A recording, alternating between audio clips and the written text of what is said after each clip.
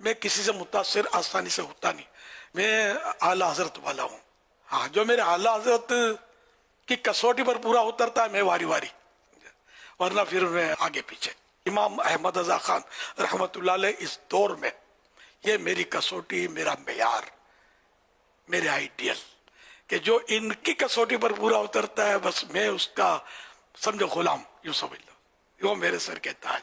اور جو ان سے آگے پیچھے ہے سمجھ نہیں پڑتی، اور ان کے فتاوا اور ان کے مسائل سے وہ تھوڑا آگے پیچھے، تو میری سمجھ میں وہ آتا نہیں ہے.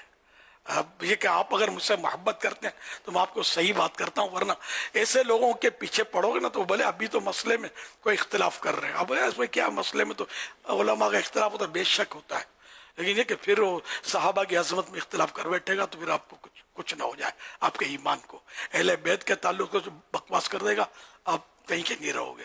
تو حصوں سے دور بھاگنا ہے بس. اعلیٰ حضرت، اعلیٰ حضرت، اعلیٰ حضرت، اعلیٰ حضرت، فیضان رضا جاری رہے گا. خلاص.